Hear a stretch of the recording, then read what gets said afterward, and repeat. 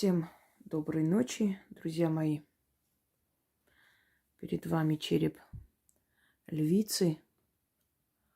И не случайно, потому как львица, она действует тихо, бесшумно и преодолевает своих врагов своей хитростью, оставаясь незамеченной, порой часами наблюдает за своими врагами, потом совершает резкий прыжок, и жертва в ее лапах.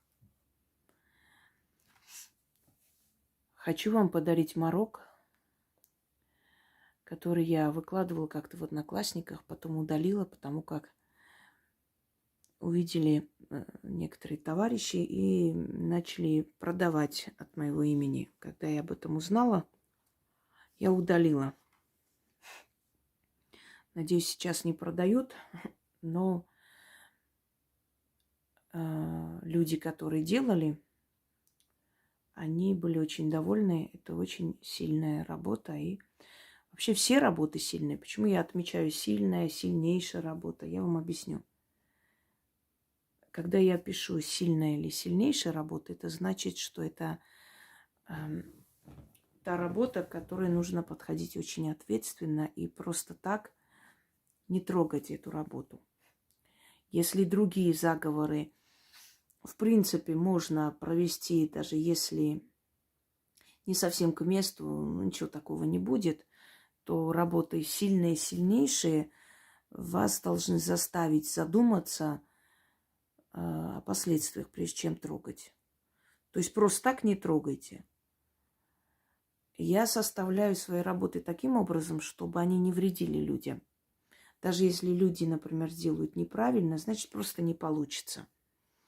Или нужно будет переделывать, если они хотят результат. Но какой-либо угрозы от этих работ быть не может. Однако, когда я отмечаю сильные и сильнейшие, я хочу, чтобы человек задумался. Это слово пронзает так разум, знаете, сильнейшие, сильные. Это значит непростые работы. Это значит, надо быть осторожнее с этими работами и не трогать эти силы, и не призывать без какой-то такой острой необходимости. Я дарила вам огромное количество защит. Защита от врагов, от плена, освобождение от плена, вызвать человека, найти пропавшего человека. Очень много работ. Огромное количество. И все эти работы спасали тысячи жизней, на самом деле, без преувеличения. И за последние годы вы в этом убедились сами. Однако, знаете, работ много не бывает. Это еще один морок, морок. Я буду здесь так его называть, поскольку это не просто омороченная сила. Это именно тот самый морок, которого я буду призывать. Есть 3 варианта исполнения этой работы. Первое. Люди, которые находятся на войне, они могут каждый день это начитать. Перепишите, наберите текст, отправьте им туда. Пусть они сохранят у себя, пусть они перепишут на маленькие листочки, носят с собой и начитывают каждый день. Утром встали, начитали или перед какой-то опасностью. Эти все работы помогают остаться в живых. Второй вариант. Если ваш близкий человек, сын, отец, брат, друг находится на войне, вы можете для них это читать. Но только в тот период, пока они находятся в опасности. Если вы узнали, что, например, вашего сына или отца задержали ни за что, вот они не виноваты, но вы понимаете, что это опасно, ну вот на них там что-то, то есть подставили их, и у них нет возможности в данный момент самим это читать, вы можете для них читать. Каким образом? Называя их имя. Помогите ему. Вместо слова «мне» ему.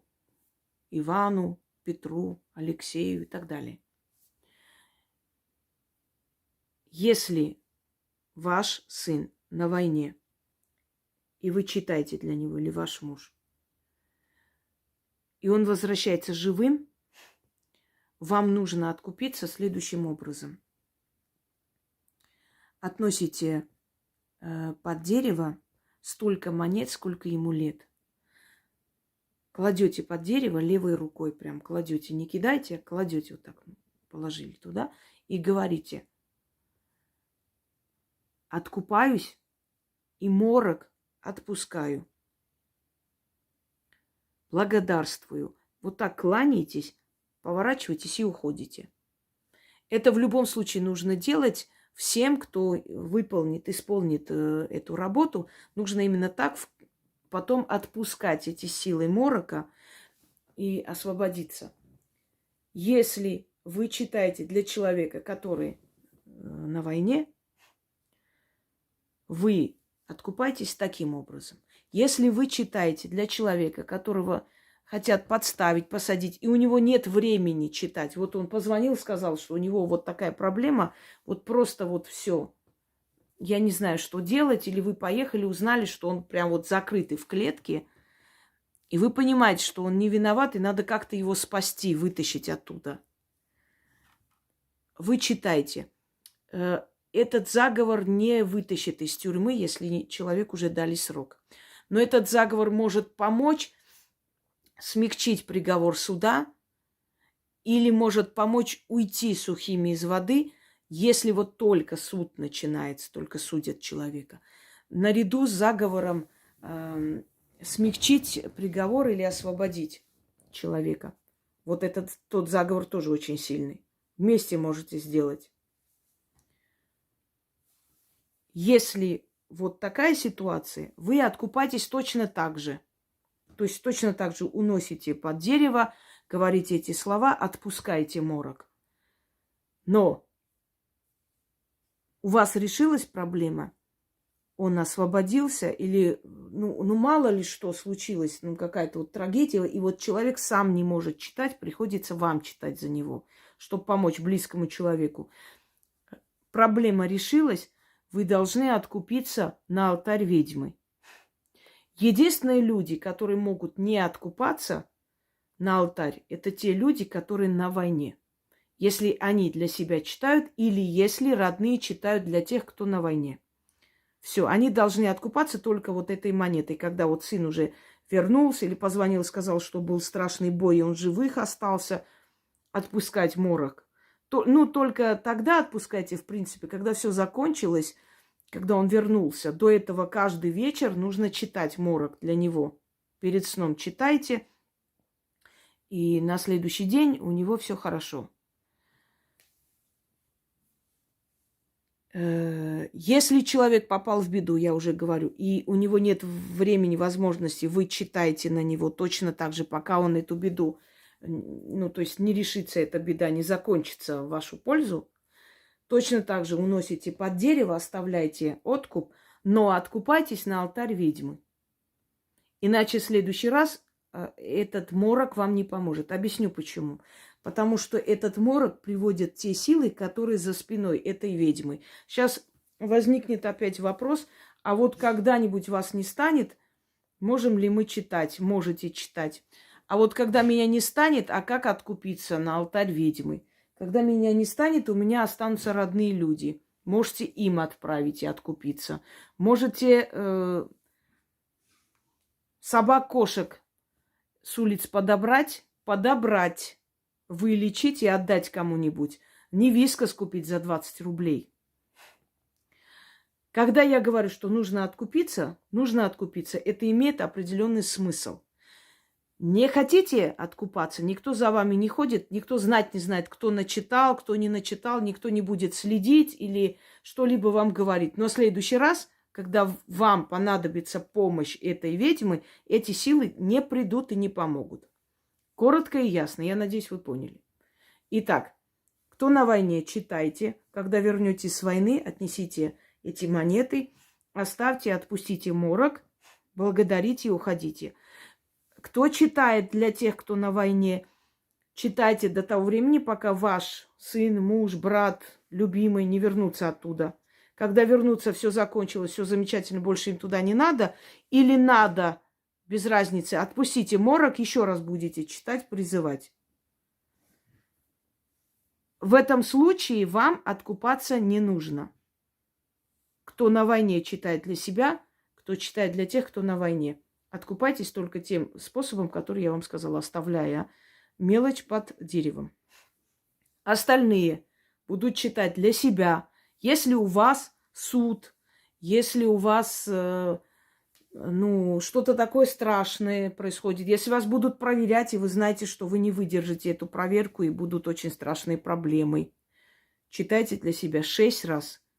Перед тем, как пойти на эту проверку, перед тем, как поехать в налоговую, в суд, перед тем, как поехать к следователю, перед тем, как пойти, не знаю, к директору, 6 раз читайте этот заговор и спокойно идете. Как только вопрос решился в вашу пользу, уносите эту мелочь, столько монет, сколько вам лет, оставляйте под деревом, отпускайте морок, потому что эти силы рядом с вами пока не нужны, вы же их призвали, вы их отпускайте. В этом случае их надо отпустить.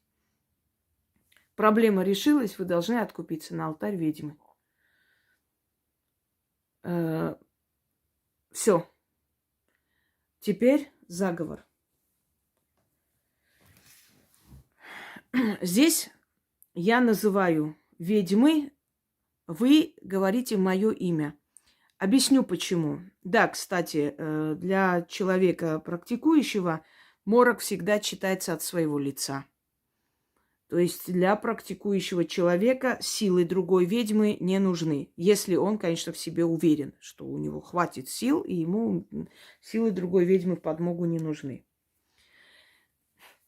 Но мороки, они настолько сильные заговоры, что они чаще всего работают, во-первых, у практикующих людей, и, во-вторых, если призываются от имени какой-либо ведьмы, то есть той, которая дала, той, которая научила, вот от ее имени призываются, тогда они работают в полную силу, потому как ты не самостоятельно, не по своей воле это делаешь, а с разрешения сил ведьмы, потому что ведьмы – это посредники между силами.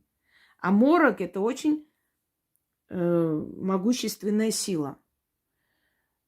Это та сила, которая просто порабощает, которая просто заставляет делать так, как ты хочешь. Итак. Спустись мгла, сгущайся тьма. Придите на помощь силы ведьмы. Называйте Инги. Внемлите моей просьбе, спешите ко мне. Спешите, на всех морок напустите, будьте рядом, покуда не отпущу вас. Иди, морок, приди, морок, с юга и запада, севера и востока, с ветреной стороны и с подветренной. Закрой им рты, очи их ослепи, в сторону отведи, туман на всех наведи. Оглуши и закутай, в колдовское слово окутай. Не узреть им меня, не углядеть им меня. Наводи морок на них слепоту, наводи морок на них немоту. Тьма, сгущайся, воедино собирайся, никому меня не одолеть. Стороною уйти, им моих следов не найти. Как волк в темный лес незримо уйду. Мимо врагов своих невредимо пройду. Как мертвеца в земле никто не видит, так и меня никто не увидит. Подчинись, морок, моему слову, силе ведьмы и древним богам. Губы, зубы, ключ, язык. Заклинаю. Прочитаю один раз, потому как нет необходимости наводить морок. И оно и так уже сильно действует всегда. Итак, друзья мои, осторожно пользуйтесь такими сильными работами. И соблюдайте все предписания, которые я вам говорю. Иначе в следующий раз этот заговор вам не поможет. И отдайте своим родным, близким. Это та работа, которая спасает жизни. Не только этот заговор, но и это тоже из числа спасительных мороков. Всем удачи!